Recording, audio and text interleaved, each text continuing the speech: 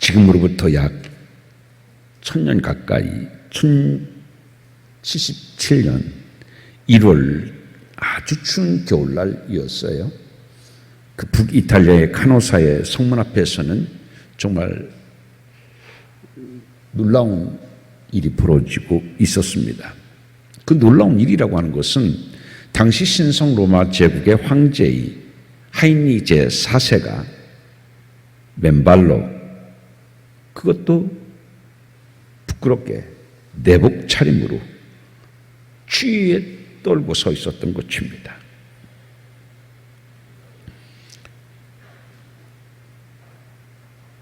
성문 앞에서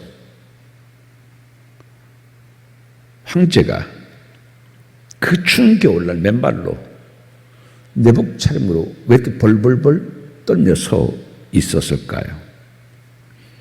그 이유는 자신을 파문한 교황을 알현하고 용서를 빌기 위해서였습니다. 그런데 당시 교황은 황제를 사흘 동안이나 쳐다보지도 않고 만나지도 않았어요.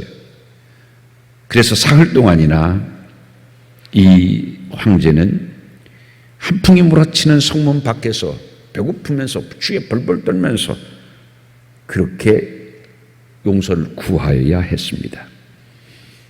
이것이 바로 중세 교황권력이 얼마나 막강했는지를 보여주는 일명 카노사의 굴욕 사건입니다. 황제도 교황에게 이처럼 맨발로 내복 차림으로 취스러운 모습으로 제발 만나달라고, 제발 용서해달라고 빌고 또 빌어야 했던 것이 바로 중세 시대의 교황의 권력이었습니다. 이 중세 교황의 권력에 맞설 수 있는 사람은 아무도 없었습니다. 그런데 교황의 그런 막강한 권력에 황제도 아니고 아주 평범한 사람이 맞선 사람이 있습니다. 그 사람의 이름은 우리가 잘 알고 있는 마틴 루터입니다. 황제는 많은 군사를 갖고 있어요. 그를 따르고 지지하는 많은 백성들이 있어요. 마틴 루터는 뭐가 있습니까? 군사가 있어요? 그를 따르고 지지하는 백성들이 있어요? 없어요. 홀홀 단신 그는 이 어마어마하게 막강한 교황의 권력에 맞서서 종교개혁을 하게 됩니다. 어떻게 황제들도 두려워하는 절대 권력의 교황과 맞서 싸워 이길 수 있었을까요? 마틴 루터는 후에 그가 그렇게 얘기합니다. 이것은 바로 기도였다. 내가 매일 2시간 이상 기도하지 않았다면 이러한 승리를, 종교개혁을 이뤄낼 수 없었을 것이다 라고 얘기했습니다. 황제의 권력보다도 더 막강한 것은 평범한 마틴 루터의 기도였다고 하는 것을 보여주는 겁니다. 그만큼 기도의 힘이 그 어느 것보다도 절대적이었었다라고 하는 교훈을 우리에게 주고 있는 사건입니다. 우리의 신앙에 있어서도 중요한 것은 바로 기도입니다. 그런데 어떤 사람은 기도의 능력을 경험하는 사람이 있는가 하면 어떤 사람은 그렇게 기도의 능력을 경험하지 못하는 사람들도 있습니다. 그런데 사실 우리는 늘 기도를 합니다. 기도를 하면서도 어떤 사람은 하나님의 능력과 은혜의 불꽃에 점화되는 축복을 경험하는 사람이 있는가 하면 어떤 사람은 전혀 하나님의 은혜가 내 삶에 점화되지 않아요. 능력 경험되지 않아요. 왜 이렇게 차이가 있을까요? 그것은 기도의 양의 문제가 아니라 기도의 질의 문제인 경우가 많기 때문입니다. 그럼 우리가 어떻게 기도해야지만이 하나님의 은혜에 점화되어지는 축복을 경험할 수 있을까요? 우선 우리가 기도하려고 하면은 기도가 무엇인지부터 우리가 알아야 되겠죠. 그래야 우리는 바른 기도를 할 수 있죠. 기도가 무엇인지를 알아야지만. 제가 며칠 전에 어떻게 우연하게 홈페이지에 들어갔는데 어떤 홈페이지에 들어갔냐면 사찰 절 홈페이지에 들어갔어요. 근데 탁 들어갔는데 팝업 창이 팍 떠요. 근데 그 팝업 창을 보고서 정말 저는 깜짝 놀랐어요. 이게 뭐지? 믿기지 않을 놀라운 그 팝업 창이 광고처럼 이렇게 탁 떴어요. 그 팝업 창에 뜬 광고 안내문은 뭐였었느냐면 기도 불사 안내문이었어요. 기도 불사 안내문. 무슨 내용이냐면 내용은 하루 기도하면 1만 원, 3일 기도에 3만 원, 7일 기도에 5만 원이라고 하는 안내문이 거기에 있었어요. 뭐지? 기도해 주는 대신에 절에서 스님들이 기도해 주는 대신에 하루 기도해 주면 10,000원, 3일 기도해 주면 3만 원, 7일 기도해 주면 닦아서 5만 원 해준다는 안내문이었던 것 같아요.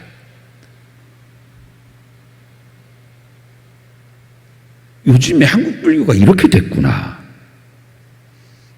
여러분 정말 충격이었었어요. 기도를 해주는 대신 돈을 받는다? 그리고 그 밑에는 문의처 전화번호까지 써져 있었습니다. 여러분 기도가 무엇입니까? 국어사전에 보게 되게 되면 빌다, 빈입니다. 누가 누구에게 비는 게 기도예요? 무능한 인간이 전능한 신에게 비는 것이 기도입니다. 여기서 정말 우리가 중요한 게 있어요. 기도의 대상을 확실히 아는 게 무엇보다 중요합니다. 내가 기도해요. 기도할 때 제일 중요한 게 뭐냐면 기도의 대상, 내가 누구에게 기도하느냐가 중요하다는 얘기입니다. 그냥 막연한 하나님이 아니에요. 내가 기도할 때 내 기도의 대상은 누구냐면 천지를 창조하시고 지금도 모든 우주를 섭리하시고 인간의 생사화복을 주장하시는 전능하신 하나님. 내가 누구에게 기도해요? 전능하신 하나님. 불가능이 없으셔요. 모든 것을 하실 수 있어요. 하나님은 모든 것을 하실 수 있느니라 성경은 우리에게 말씀합니다. 기도의 대상은 누구라고요? 바로 모든 것을 하실 수 있는 전능하신 하나님이 우리의 기도의 대상입니다.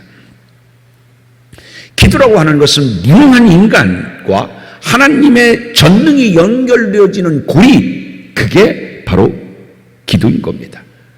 그런데 이 연결을 위해서 우리가 반드시 필요한 분이 있어요. 우리가 직접 기도로 하나님과 연결될 수 없어요. 왜냐하면 하나님은 거룩하신 분, 온전하신 분, 흠이 하나도 없으신 분. 근데 우리는 죄 많은 인간이에요.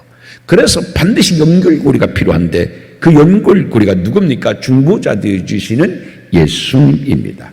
그래서 우리가 기도할 때 누구의 이름으로 기도를 해요? 예수님의 이름으로 기도합니다. 그래서 우리가 기도할 때 맨 나중에 마지막에 예수님의 이름으로 기도합니다 라고 얘기하잖아요. 그런데 예수님의 이름으로 기도합니다라고 할 때 그것은 기도의 끝을 나타내는 신호가 아닙니다. 여기에는 두 가지 의미가 있습니다.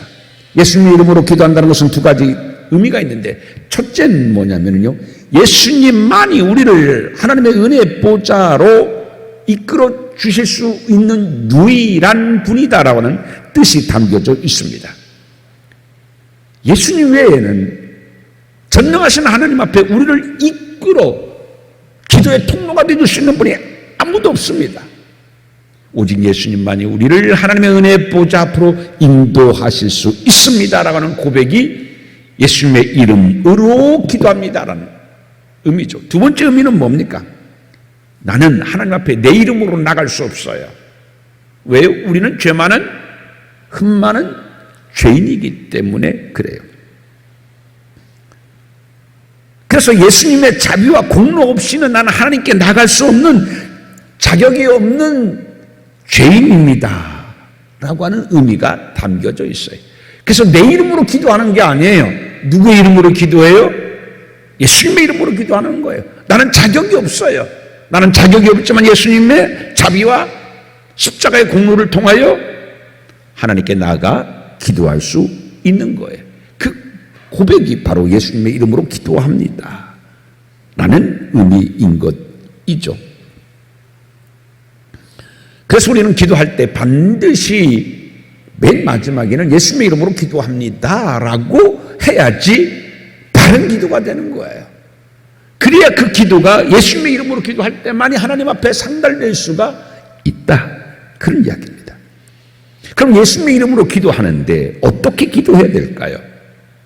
우리가 기도할 때 그것은 형식이 아닌 진정으로 기도해야 됩니다. 여러분, 기도를 위한 기도를 하면 안 돼요. 신앙의 형식을 이것저것 구색 맞추기 위한 기도를 하면 안 된다라는 얘기입니다. 예수님께서는요, 바리새인들 책망하시면서 중언부언한다고 책망하셨잖아요. 중언부언이 뭐예요? 기도를 위한 기도입니다. 기도를 위한 기도. 목적 없는 기도. 그냥 신앙의 구색을 맞추기 위해서 저 사람 신앙인이구나, 신앙생활 하는구나, 안 하면은 하나님 앞에서 내가 신앙으로 살아가는 데에서 굉장히 불충실하고 불성실한 것 같으니까 그래서 하는 것이 기도인 것. 그게 바로 중언부언하는 거고, 그게 바로 형식적인 기도가 되어지는 것이죠.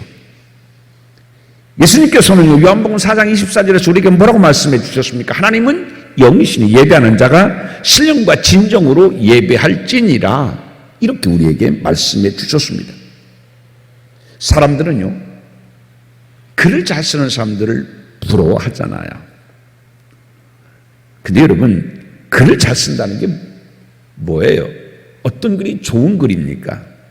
좋은 글은 아주 유려하고 다른 사람이 생각하지 못하는 아주 멋진 수식어를 많이 생각해서 쓰는 것이 좋은 글이 아닙니다. 좋은 글은 진정성이 담겨져 있어야 돼요. 그 진정성만이 사람들로 하여금, 그 글을 읽는 독자로 하여금 마음에 울림을 주고 공감을 주는 거예요. 진정성이 없는 글은요, 아름다운 꽃 같지만 향기가 없어요. 진정성이야말로 정말 좋은 글이거든요. 투박해도, 글이 연결이 매끄럽지 못한다고 하더라도 진정성이 담겨 있으면 그 글은 생명력이 있는 글이에요. 그래서 사람의 마음을 움직이고 사람에게 힘도 주고 위로도 주고 격려도 주고 지혜도 주는 거예요. 근데 그 글에 진정성이 없으면요, 그것은 마네킹과 같아요. 생명이 없어요. 마네킹이 얼마나 예쁘게 만들 수 있어요? 그러면 생명이 없는 거예요. 그래서 좋은 글은요, 거기에 마네킹의 숨결을 불러일으켜서 정말 사람이 되게 하는 것은 진정성이거든요. 마찬가지입니다. 기도는 어떻게 해야 되느냐 하면 진정성 있게 해야 돼요. 진정성.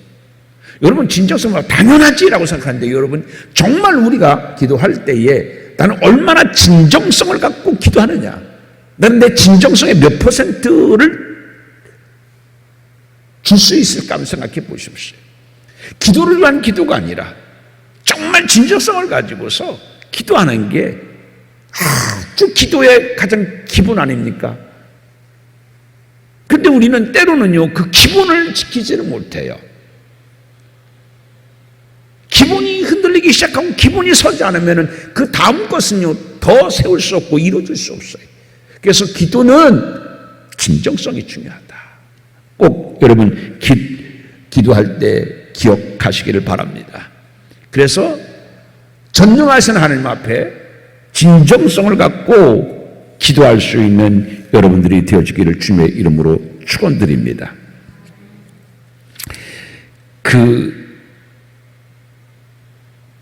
일생 동안 5만 번의 기도의 응답을 받은 것으로 유명한 조지 뮬러 목사님 계시지 않습니까? 그 목사님은 사실은요, 우리가 5만 번의 기도 응답을 받았으니까 태어나고 선천적으로 아주 반듯하고 모범적이고 신앙이로 잘 자는 사람 같잖아요. 근데 그렇지 않았어요. 조지물로 그 목사님은 아주 가난한 가정에서 태어나서 자랐어요. 가난한 아이들이 갖고 싶은 건 많아요. 하고 싶은 욕구는 많아요. 근데 부모가 그걸 지원해 주지 못하잖아요. 가난 때문에. 그래서 어떻게 해요? 거짓말을 하게 되어지고 남의 걸 훔치는 도적질을 하게 되고 그렇잖아요. 근데 조지 물러가 그랬어요. 가난하기 때문에 내가 어린 나이에 갖고 싶은 것도 많고 하고 싶은 것도 많은데 그걸 하려면 돈이 필요한데 그 돈이 부모로부터 내가 타서 쓸 수가 없으니까 그는 상습적으로 돈을 훔치는 아이였었습니다. 10살이 되기도 전에 그는 이미 돈을 훔치는 상습범의 문제아였었어요. 동네에서도 저놈, 손버릇 나쁜 놈, 믿지 못한 놈, 그게 조지 물러의 어린 모습이었어요. 근데 그게 잠깐 그렇게 하다가 마른 게 아니에요. 19세가 될 때까지 계속해서 그는 그렇게 거짓된 생활, 도적질의 생활, 그런 생활이 계속되어져요. 오히려 더 커지죠. 그래서 그는 19세 때까지 거짓말, 도적질, 술, 이런 무절제하고 화랑방탕한 삶을 산 것이 이 조지 물러였었어요.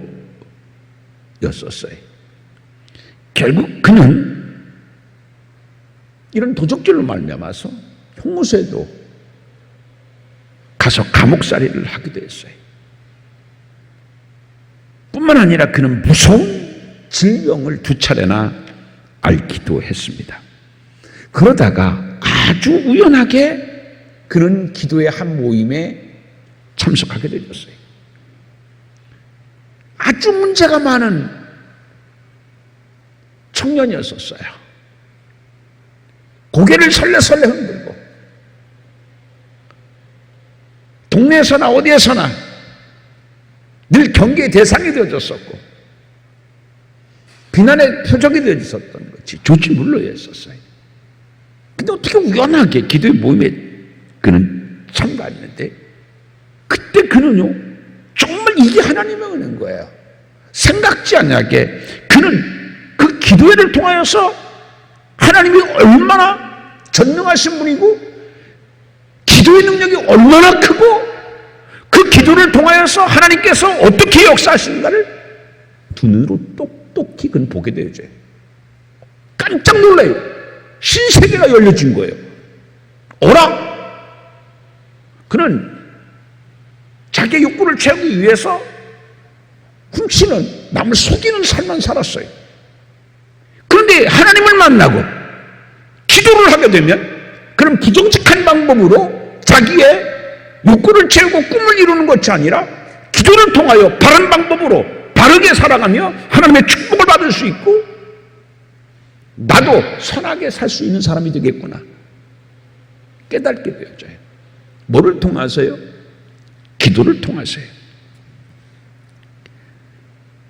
기도의 힘이 얼마나 크고 위대한지를 경험하고 난 다음부터 그는 불량소년에서 문제 청년에서 신앙의 사람으로 기도의 사람으로 놀랍게 변화되어졌었습니다.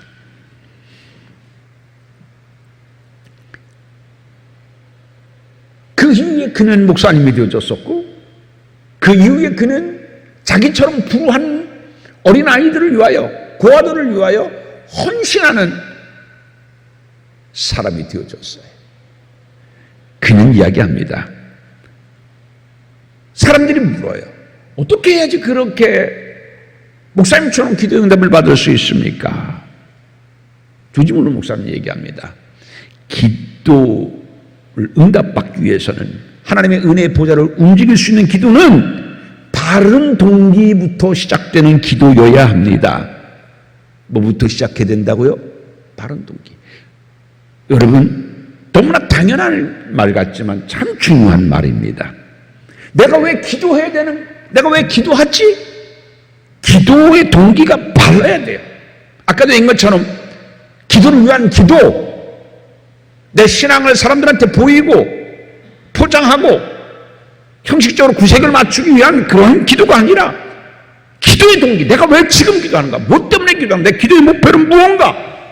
이 기도의 목표를 이루어서 내가 정말 이걸 통하여 신앙의 간증과 열매가 되게 하는가? 이런 동기가 중요하다는 얘기입니다. 근데 이 조지문로 목사님이요, 기도의 동기는 뭐냐면요, 살아계신 하나님을 증거하기 위하여 그는 기도합니다. 내가 이 기도를 왜 하는가? 하나님은 분명히 살아있어 나에게 역사해 주실 것이야. 그래서 사람들에게 하나님은 살아계시다는 것을 내가 보여주겠어. 그 동기를 가지고서 기도했어요. 그런 동기를 통해서 그는 5만 번의 응답을 받았고 무려 15만 명의 고아들을 먹여 살리고 키우고 교육할 수가 있었어요. 말이 15만 명이죠. 재산이 있어서 15만 명의 고아들을 그는 키운 게 아니에요. 아무것도 없었지만 뭘로 그는 15만 명의 고아들을 먹여 살리는 고아의 아버지가 됐어요? 기도함으로. 잘 알잖아요. 그 추운 날 연탄 보일러가 고장났었을 때에 기도했더니요, 어떻게 해요? 갑자기 날씨가 따뜻해졌죠. 신기하고 놀라운 그런 어마어마한 기적들이 있었잖아요. 양식이 딱 끊겼었을 때에 큰일 났습니다. 총무가 쫓아와서, 목사님 아무것도 먹을 게 없습니다. 뭘 걱정하세요? 일용할 양식을 공급해 주는 하나님이 계신데 걱정 마세요. 가서 기도했는데 금방 어떻게 해요? 큰 트럭이 먹을 것을 가지고 와가지고서 고아원에 기증하고, 신기하고 놀라운 일들이 엄청 많이 일어났어요. 그가 인적 자원이 있어서, 아는 사람들이 많이 있어서 15만 명의 고아들을 먹여 살린 사람이 아니에요. 오직 기도였거든요. 이 기도를 통하여 그는 하나님께 영광을 돌리고 살아계심을 증거하기 위해서 기도한 거예요. 여러분도 기도하실 때에 하나님, 이 기도가 응답돼서 하나님의 살아계심을 증거하기를 원합니다. 그럼 동기를 가지고서 기도하여 조지문로 목사님처럼 많은 기도의 응답을 경험하기를 주님의 이름으로 축원드립니다. 그리고 우리 기도할 때는요, 성령님의 도우심을 받아 기도해야 돼요. 내가 기도하면 안 돼요. 여러분, 찬송도 그렇잖아요. 내가 찬송 부르는 거 하고요, 은혜 받고 성령님을 통해서 찬송 부르는 거하고는 다르잖아요. 여러분, 로마서 8장 26절에 뭐라고 말씀합니까? 로마서 8장 26절 말씀해 보게 되면 그런 말씀이 있잖아요. 이와 같이 성령도 우리의 연약함을 도우시나니 우리는 마땅히 기도할 바를 알지 못하나 오직 성령이 말할 수 없는 탄식으로 우리를 위하여 간구하시느니라. 우리가 무엇을 기도해야 될지 모를 때 우리를 위하여 누가 기도해 주신다고요? 성령께서 기도하셔요. 내가 정말 기도할 수 없는, 억장이 무너지고 너무나 힘이 들고 일어설 수가 없어요. 그럴 때 어떻게 해요? 성령께서 우리의 연약함을 도와주셔요. 성령께서 우리에게 기도의 영을 부어주셔요. 어떻게 내가 무엇을 기도해야 될지도 몰라요. 어떻게 문제 해결점을 어디서부터 시작해야 될지도 몰라요. 성령께서 내가 무엇을 기도해야 될 알지 못할 때에도 누가 친히 우리를 위해서 기도해 주셔요? 성령께서. 여러분 기도할 때에 여러분 꼭 성령의 도우심으로 기도하는 여러분 되기를 바랍니다. 그래서 기도할 때요, 하나님 내가 지금 기도합니다. 하나님의 영광을 드러나기를 위해서 기도합니다. 하나님의 살아계심을 위해서 기도합니다. 성령이여 이 시간 나의 기도를 도와주옵소서. 나의 연약함을 도와주옵소서. 기도할 바를 알지 못하나 성령께서 친히 우리를 위하여 간구하여 주옵소서. 기도의 영을 부어주옵소서. 그래서 성령의 도우심을 위하여 기도하고 성령의 임재하심을 갖고 기도하는 여러분 되어지기를 주님의 이름으로 축원드립니다. 사탄은요 기도 없는 신앙을 두려워하지 않는다고 하는 유명한 말이 있습니다. 사탄은 누구를 두려워합니까? 기도하는 사람을 두려워하게 되어집니다. 여러분 우리는 성령의 도우심을 받아 기도하게 되면 힘차고 능력 있는 마귀를 물리치고 마귀의 역사를 끊어버리고 마귀의 업무를 끊어버리고 마귀의 저주를 끊어버리고 마귀가 막았던 삶의 장애물을 박찰 수 있는 힘이 우리의 기도에 임하게 되어진다는 얘기입니다. 그래서 여러분들 꼭 기도할 때 성령님의 도우심을 받고 기도하는 여러분 되기를 주님의 이름으로 축원드립니다. 내가 어떻게 기도해야 될지 모르거든 조용히 무릎 꿇고 성령님께 기도를 부탁하는 여러분 되기를 바랍니다.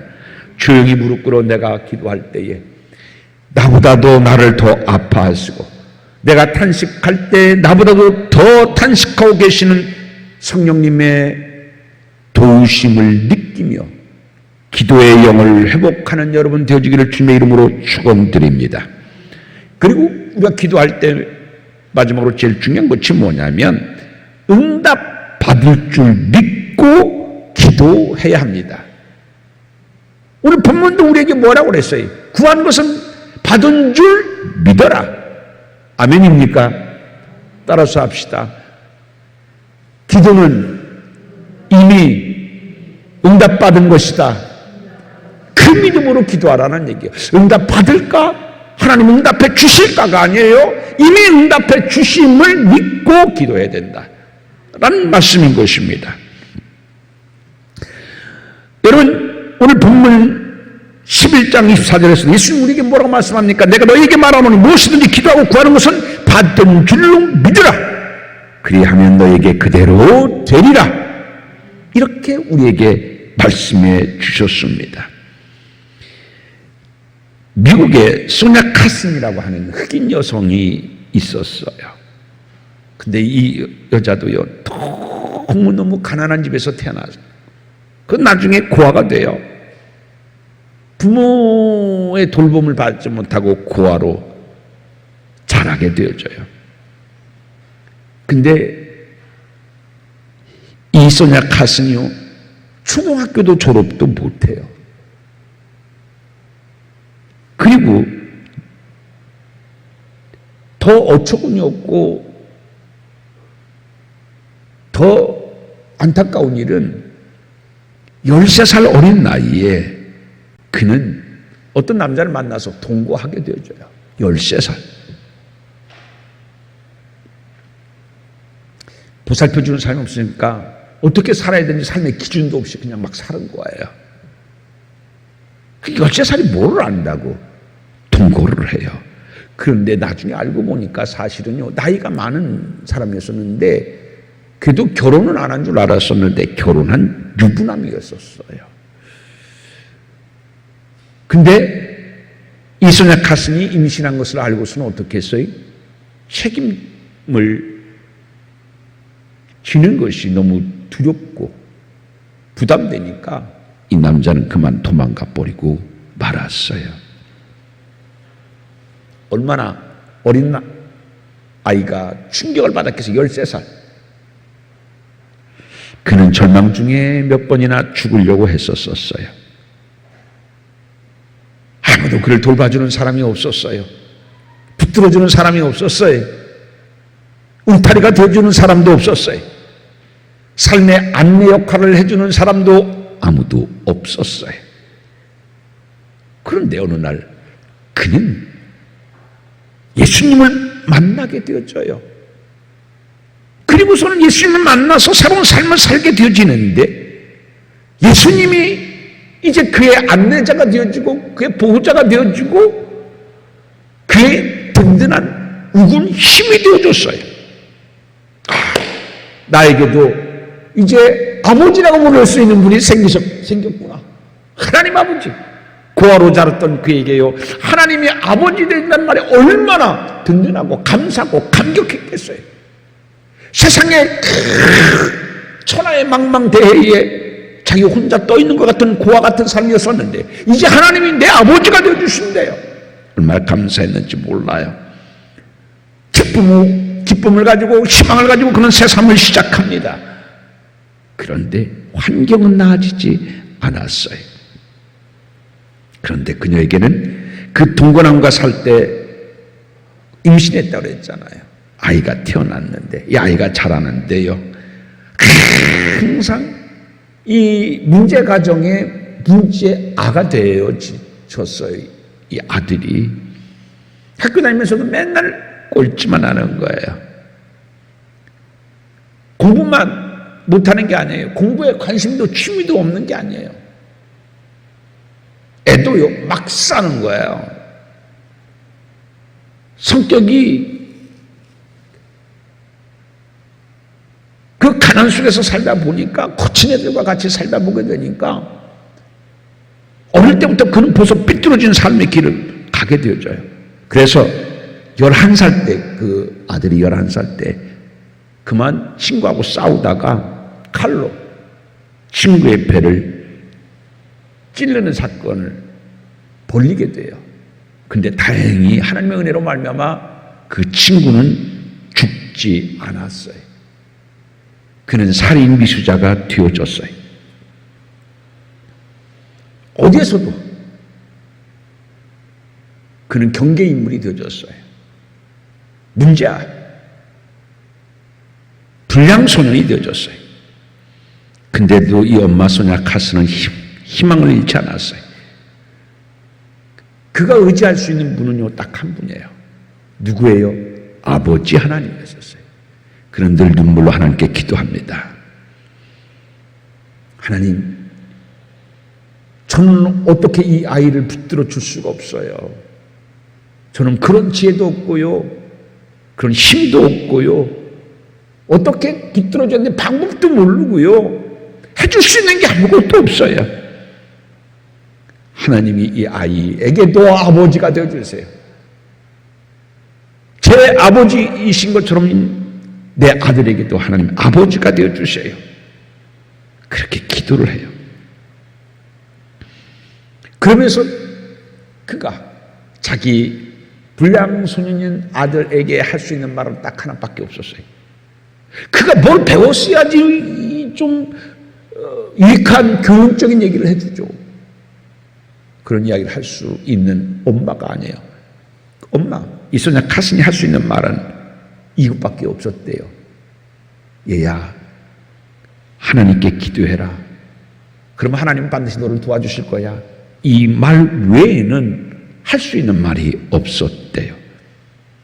그래도 어떻게 해요? 여전히 말을 듣지를 않아요. 기도 엄마는 실망하지 않냐고 계속 그 아들을 위해서 기도를 하고, 그 아들을 위해서 하나님께 기도해라, 하나님께 기도해라, 하나님께 기도해라. 그 말을 계속해서 들려줬어요. 이 엄마의 정성에 하나님의 은혜로 결국은 이 아들도 예수님을 믿게 되어졌어요. 놀라운 일이 벌어진 것이 뭐였냐면요, 예수님 믿기 시작했을 때 이 아이의 마음에요, 한 번도 나 같은 사람이 무슨 미래가 있어, 나 같은 사람이 무슨 꿈이 있어 라고 했던 아이가 나한테도 이제 아버지가 생겼어, 나를 도와주시는 분이 계셔, 그러면 나도 이제는 꿈을 꿀 수 있지 않나? 원망과 불평, 반항 가득했던 그의 마음에 꿈이 생기기 시작해요. 그래서 나도 한번 그 꿈을 위해서 노력해봐야겠다. 그래서 그는 마음을 고쳐먹고 새 마음으로 공부를 하기 시작합니다. 공부를 하기 시작하니까 다른 사람보다 얼마나 늦었어요. 그래도 기도하면서 하니까 하나님이 성령을 통하여서 엄청난 집중력을 주시고 학업의 성취도가 계속 놀랍게 상승되어지는 거예요. 결국 그는 나중에 예일 대학과 그리고 미시간 대학 두 대학을 졸업해요. 미시간 대학의 그 의과대학을 이 아들은 수석으로 졸업하게 되어집니다. 그리고서 30대 초반의 젊은 나이에 세계 최고의 병원인 존스 홉킨슨 대학병원의 소아외과 과장이 되어졌습니다. 이 사람이 누구냐면 세계 최초로 쌍쌍둥이의 그 수술에 성공한 벤 카슨입니다.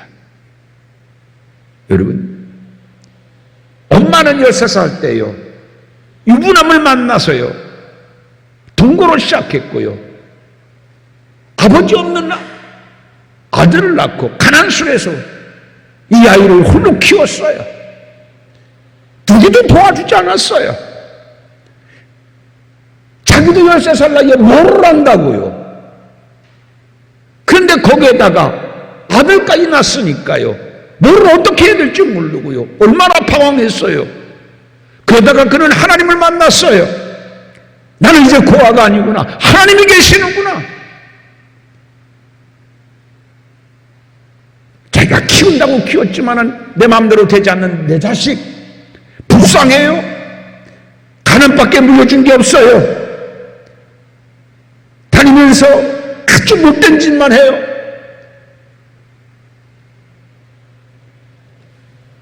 엄마의 생에 전혀 도움되지 않고 골치 썩이는 짓만 하는 불량소년이었었어요. 이런 두 모자가 인생이 변화됐던 것은 하나님 때문이었어요. 기도 때문이었어요. 이런 기적이 어떻게 일어났어요? 이런 기적이 일어났던 것은 바로 하나님의 은혜였었어요. 따라서 합시다. 기도의 손은 기적의 손을 만든다. 여러분, 기도의 손은 기적의 손을 만드는 걸 꼭 기억하시기를 바랍니다. 오늘의 말씀을 여러분 꼭 가슴에 새겨서 전능하신 하나님 앞에 내가 그의 살아계심을 증거하기 위하여 신령으로 진정성 있는 마음으로 기도함을 통하여서 정말 기도의 손이 기적의 손을 많은 사람들에게 증거하는, 기도로 승리하고 기도로 성공하는, 기도로 축복받는 여러분 되어지기를 주님의 이름으로 축원드립니다. 기도합니다. 하나님, 나는 아무것도 없는 것 같고 연약한 것 같고 방법도 없는 것 같지만, 그러나 나에게는 천지창조의 하나님이 계시고 우주를 섭리하신 하나님이 계시고 전능하신 하나님이 나의 아버지로 나의 후원자가 되어주심을 고백합니다. 주님, 하나님은 사막에서도 꽃을 피우신 하나님이신 것을 고백합니다. 물고기 2마리로 그리고 그 적은 떡을 가지고도 수많은 사람들을 먹이고도 12강주가 남게 하시는 전능하신 하나님이신 줄 믿습니다. 기도를 통하여 이 하나님을 경험하게 도와주시고 우리의 삶 자체가 기적의 삶 되어져서 살아계신 하나님을 증거하는 우리가 되게 하여 주옵소서. 기도할 때마다 기도의 영을 부어 주옵소서. 성령께서 우리의 기도를 도와주시옵소서. 기도의 감격이 넘쳐날 수 있도록 은혜 베풀어 주옵소서. 예수님 이름으로 기도하옵나이다. 아멘.